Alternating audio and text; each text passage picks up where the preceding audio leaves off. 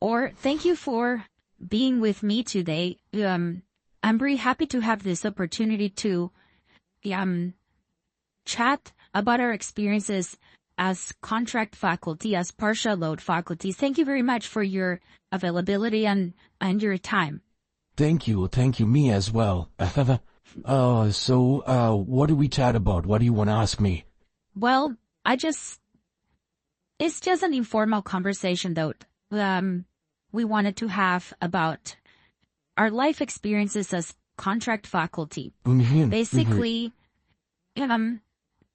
anything that stands up to you as positive or negative. Okay. So, like every faculty, I would have also started off as a part-time faculty, like before becoming a contract faculty, and I've been on a partial load for like say no less than a year now, and definitely there is a big change from being a part-time to a partial load faculty, because at least the prep is less as a faculty because you're teaching the same course, and that is definitely a big plus.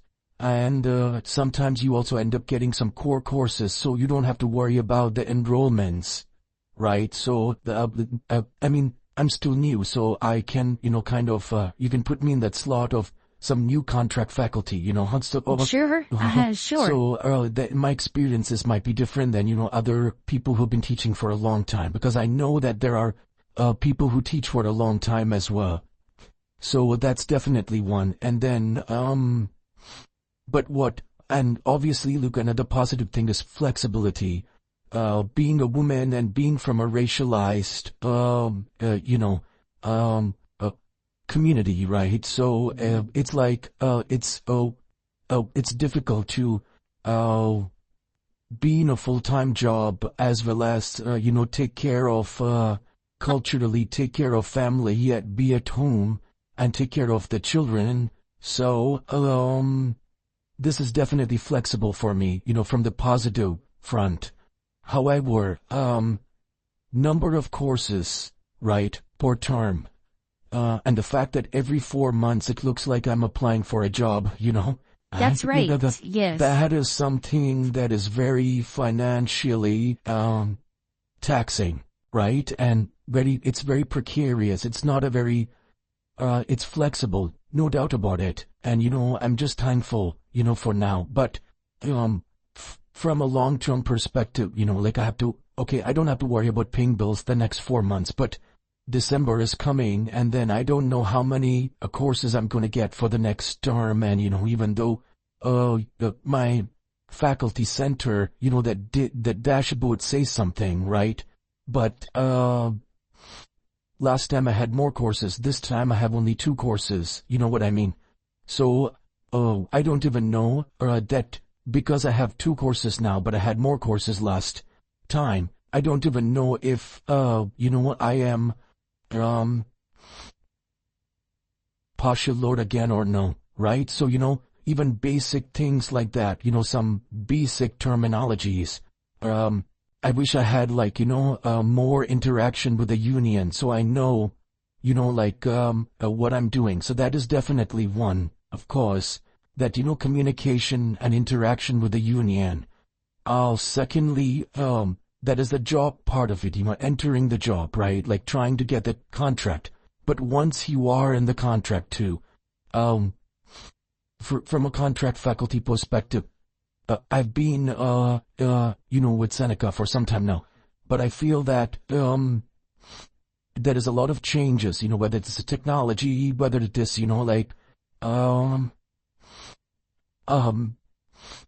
teaching patterns or, addendums, and, there are always, new things that we have to adapt to, right? Yes. Which goes with your, which goes with, what you're supposed to do, because that is what you're, you have to be a lifelong learner.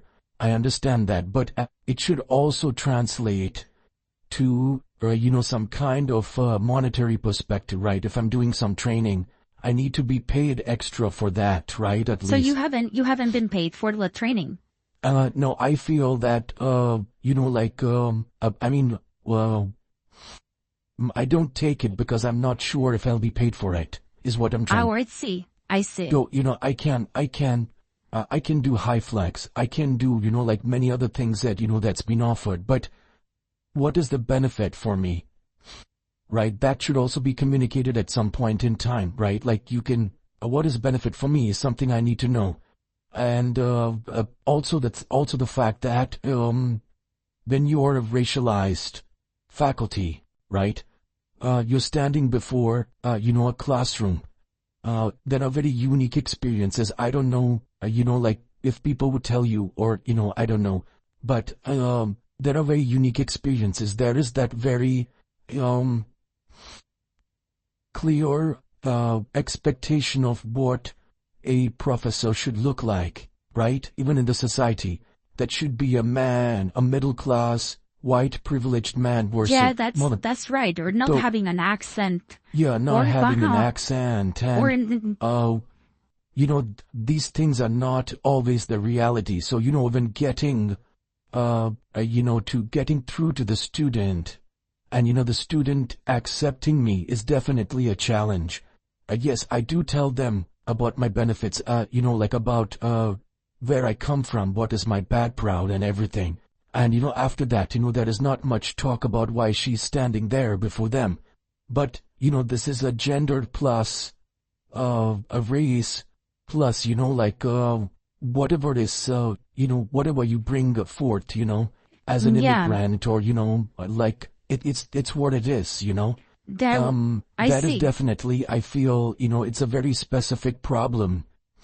But, I want to be known for, not just me, but I'm sure every contract faculty wants to be known for, being resilient, right? Despite, facing a lot of issues. We want to be known for, okay, they're still doing this. We are still there. We are still standing there, right?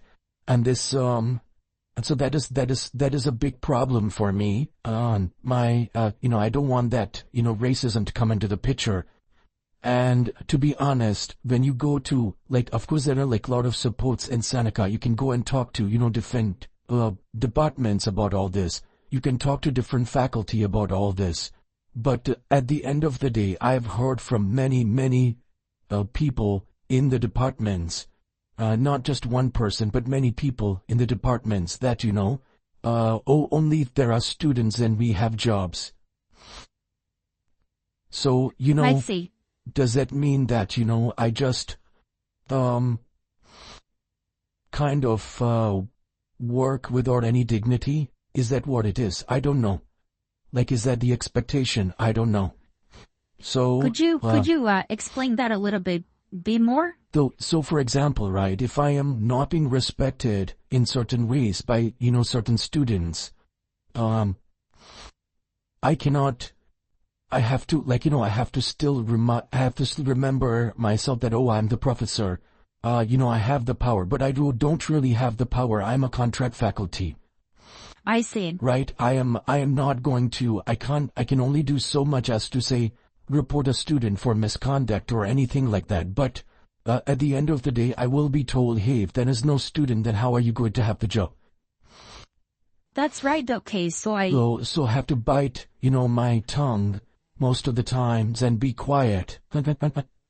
Yeah. So, yeah, something similar happens when they say, you have to make sure that the students don't plagiarize, for example, and then you train to do that. And then let's say you are reporting lots of academic integrity offenses, and then that could be used against you because the idea is, oh, you are not doing assessments that are good enough. That's why they're plagiarizing, right? So it's a form of gaslighting. Yeah, absolutely. Oh, that's very good. And, absolutely, that's the right word to use, gaslighting. Gaslighting happens even from the students. Because when you, give feedback to the students that, hey, this is not the way, right? I caught you cheating and you need to, leave or whatever is, thing, right? But in terms of in-person tests, I'm talking about, so if there's in-person tests or if there is online test, you can talk about plagiarism, but in-person test also has cases of cheating, right, which cannot. Yes. which cannot be immediately academic integrity. It can be, what do you say, like we talk about it from a perspective of, I'm having a doubt that this person is cheating, right? I cannot say for sure because I'm one person in a class of 40, right? 40, 45 students writing the test, right? So I cannot be like completely sure about that, right? So when you say that to, the administration department, and then, they say, oh well, but the students are also saying something, right? So you're like, which is against you, which works against you, right? They're saying that this person went out of the room, exam hall.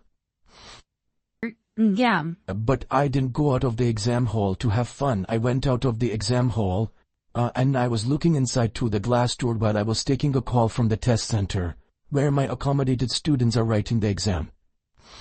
Yeah, I understand, yes. And, you can't, and that time the students think that they can talk with each other, but that is not fair, right? And when you report that, then it becomes like, oh, everyone was talking, and, like the students are like very defensive, right? They don't want to say anything, right? Super defensive students at the end of the day. So, but it's all about, so student-centric is one thing, but going out of Seneca with a diploma, that diploma is to be respected, right? If Seneca needs to be known for, if you want, your community college to be known, for giving out good students, right? Producing good students. Students are not my clients. They are possible products of the community college. Yeah. So I cannot be doing customer service, I get emails all the time on Thursday night, Friday night, Saturday night. How many times can I, not respond? If there is continuous emails, at some point in time you do end up responding to it. Yeah, that's right. And I think there is thank you so much for pointing that out. There's like a double message. Yeah. From administration. Yeah. Yeah, if one is disempowered, how is one going to have an authority role in front of the students? And yeah, exactly. If one is disempowered, right? And you mentioned that student-centered is one thing, but using a student-centered as an excuse to,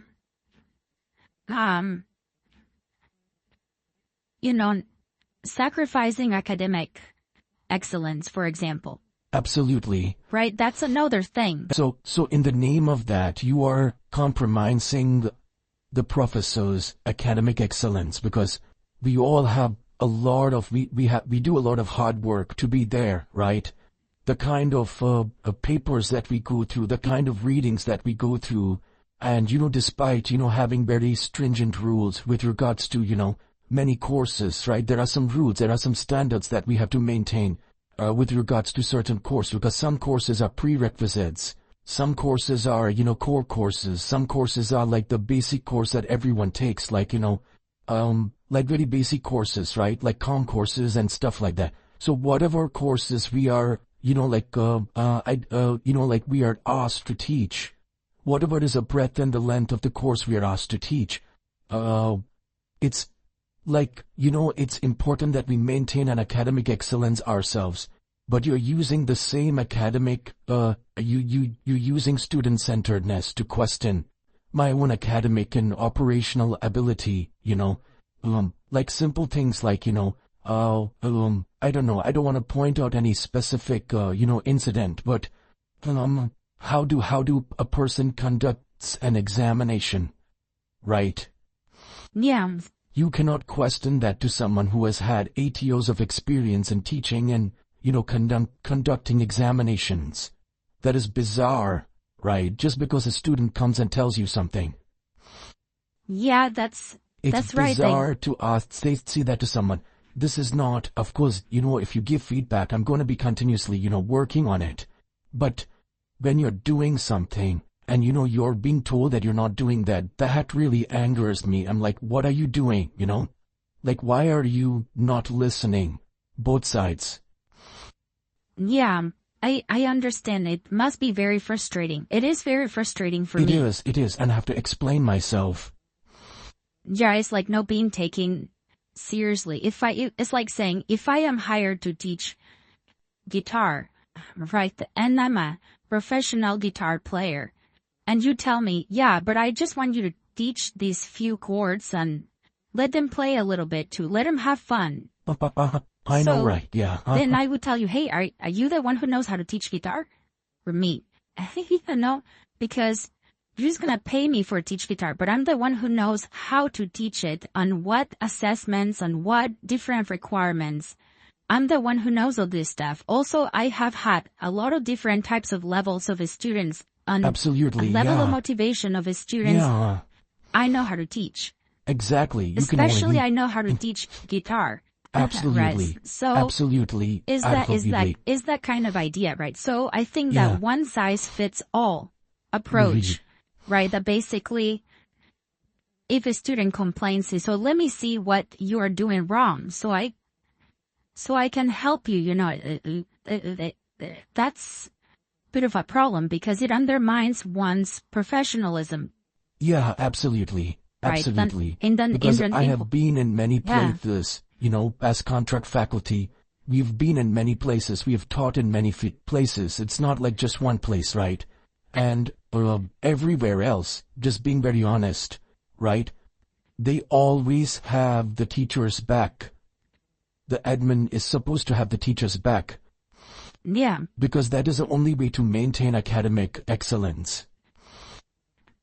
Especially cases of cheating, plagiarism. That's right. If we care about academic excellence, but Yeah. if administration cares primarily about making money, That's the little products of capitalism, neoliberalism. I can go on and on. You can go on and on.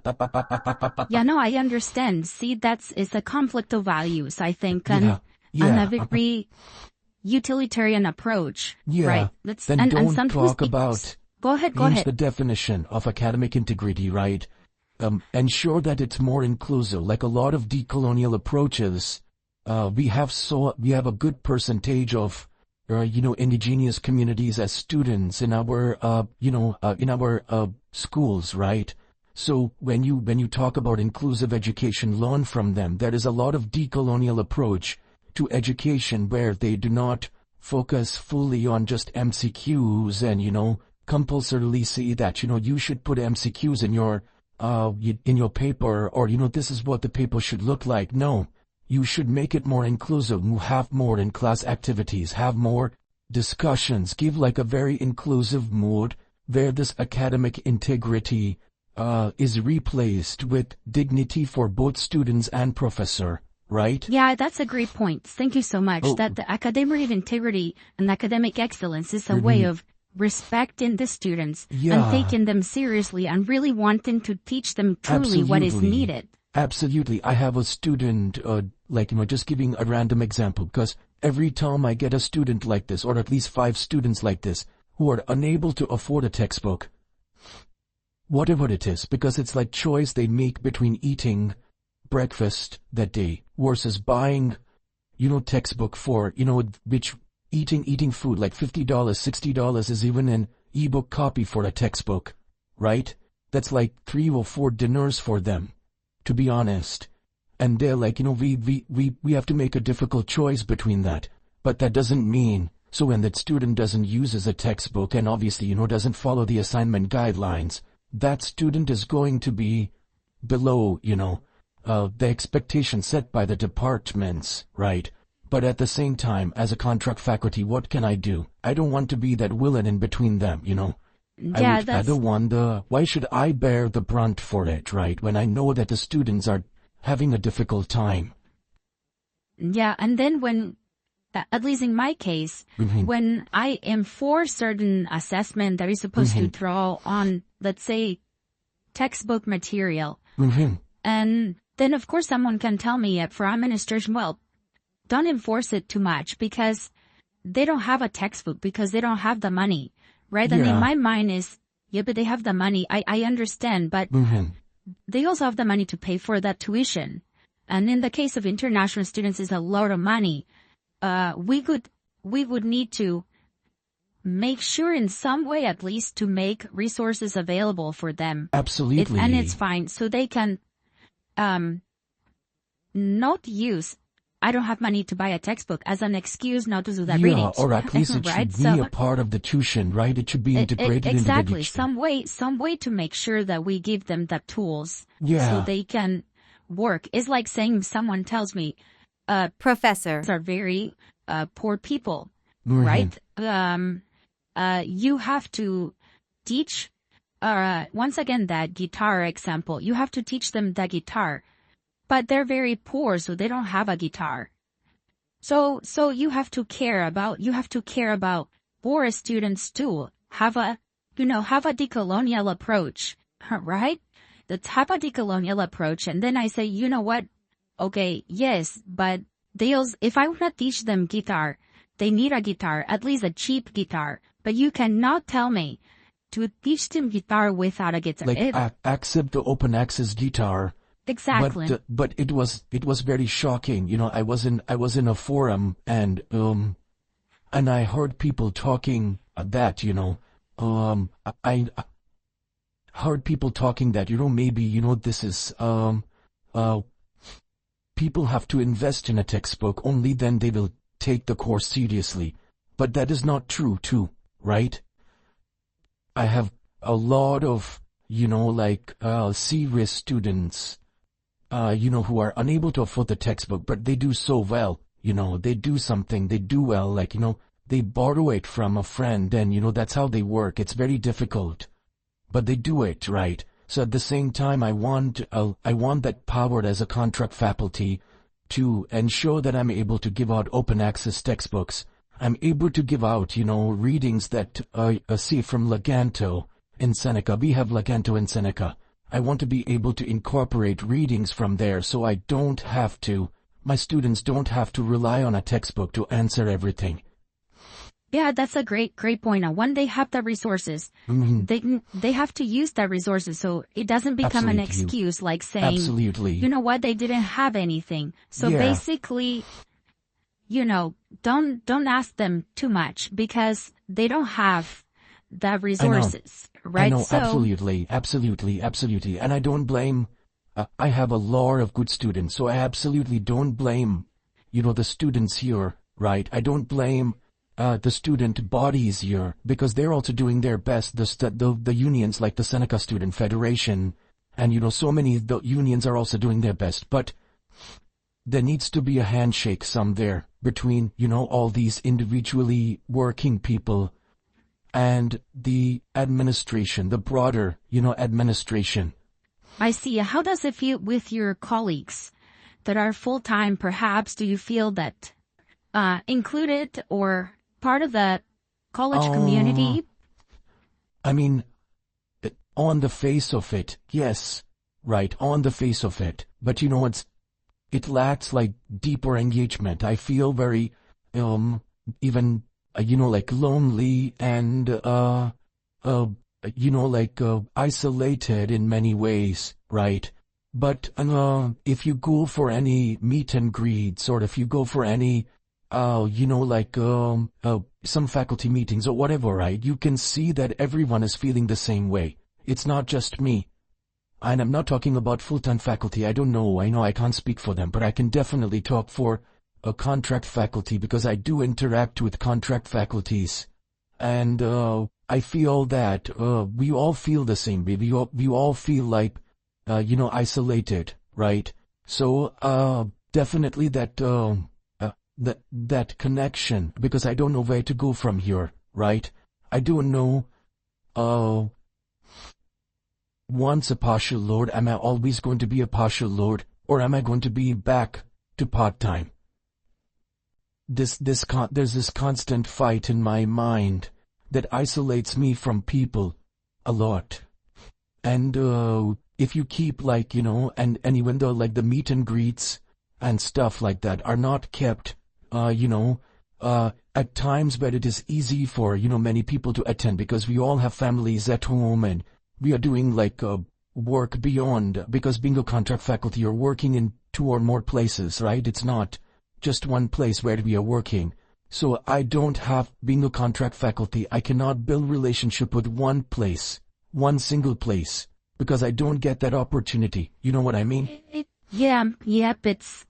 Because we keep working in 2 or 3, because one college is not going to help me, help pay my bills. Dan, so it's hard to develop a sense of belonging. Yeah, community. it is. If I can be sure that I will be, then I don't have to worry. I can definitely do so much more. How is your a typical day? Let's say just go to a class in person and you teach it, and then is there an office or a place where you see other colleagues? Yeah, I just sit in a hoteling space. I do say hello to, whoever is there. But do you know them? Do you know them all? Not really, because every time I go to, any of the campuses that I go and teach, every time I find a new face, it's not going to be the same face sitting there. Because it's not a fixed place, right? For contract faculties, you often have like a hoteling space, or you're sitting in the library, or you're sitting in, one of the cafes and working. You know what I mean? So there is no a set place. So you're not getting to meet the colleagues from your department? No, only during, say, faculty meetings, or maybe some meet and greets, like that. Only them, but not on a regular basis as workers. Not on a regular basis, but I do appreciate that. Whenever I have, a kind of, extended a request for, I want to go for a particular training, I want to do something, that they definitely, include me or facilitate, and that's when I got to know, a lot more people, sustainability and DEI, but where is my DEI too, right? Like, we are all in the same system. So, and again, nothing against students, but then same with me. It's not against students. Obviously, these approaches are important. Including students and being sympathetic and having empathy with the students and knowing their specific situations and struggles. Absolutely. I have had email the assumption could students. Be, why would some administrators would think that they know better than the professors? Who was actually, don't even know that. You know the mental and the emotional, in community college setups, right?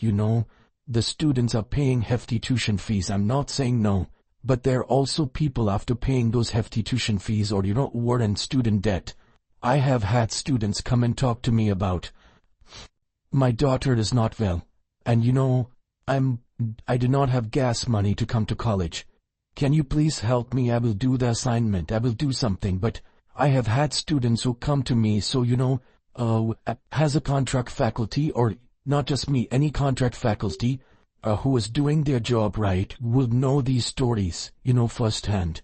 But yes. The other people, the management, may not know that. And the management could be, people who have taught before, but they're not now teaching, what do you say, like, on the front lines, we are literally on the front line, right? We are teaching.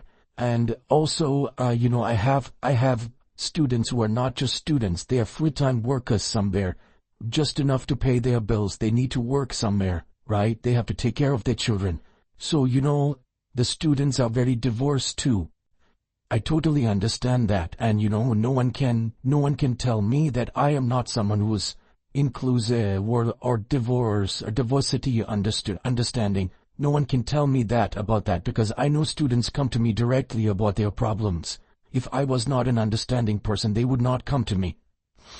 So they cannot come and tell me that I am not doing sustainability, I am not doing DEI, I am not doing decolonialism, decolonial approach, because that's what I take. That is my theory that I teach people. So it's not like, I'm not doing that, but where is the education management of this country also needs to do that. Yeah, that's right. This is when they use these things, as I said before, to weaponize it against us. Yeah, you can't weaponize it against the faculty members. It becomes an Absolutely. excuse to control faculty and to gaslight Absolutely. faculty, which is Absolutely. very disrespectful because Yeah. it doesn't acknowledge the professional experience and work and knowledge of professors. Absolutely. Absolutely. Absolutely. And how about your experience with your family, friends? What do they think about you teaching partial load, contract? My husband doesn't understand how every 15 days or every 1 month the salary is very different. Or like it's very different for a certain chunk of time and then it's different for another chunk of time because that is the nature of our contracts, right? It's like sometimes 3 courses, sometimes 4, sometimes 2. So it's very like it's very bizarre that way. But it is difficult because you have to pay bills. Like for me, my mortgage is like directly tied to my salary from here. Right. So if I lose out on something, then I have to like find other venues to add more into the account. You know what I mean? So Yeah. so it directly affects paying of bills. It's direct effect. It's not like I am but it's not like a bonus money, right? It's something that pays bills. So I cannot take it lightly, and I would want to be known as someone who doesn't take it lightly.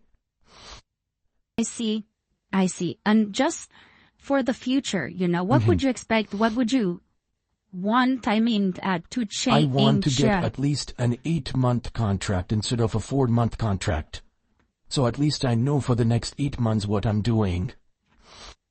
Yeah. That's the simple thing that one can do. Or 1-year contracts are best, but a very, very basic thing. At least an 8-month instead of a 4-month, right? And I don't know. From the looks of your face, I don't know if that's ever going to happen, but well, I would hope that it will happen, but I'm but not that's sure. all. And how do you improve job security within this contract system? I don't know. I have no recommendation for that. And on a more personal level, how does this situation make you feel a bit? If you could just share something about your own sense of. It makes me feel disposable. That if I'm not there, they would find another precarious employee looking for job, because Canada has a lot of, the concept called as the reserve army of labor. If one person goes, they're definitely going to find another person to fill the job, because there are so many of us who are racialized, marginalized, people of color, professors hanging around who would die to get that one contract, That's our reserve army of labor in Canada. So I feel very disposable. You know what I mean? Yes, I understand. Well, thank you so much for Thank you. sharing all these life experiences and reflections. I'm sure it's very helpful. You're very welcome. Thank you for the opportunity. Thank you. And it will be very, very helpful for all of us partial loads and contract faculty in general and other faculty to get to know more of the realities that we face. Thank you so much. Thank you. Bye. Like.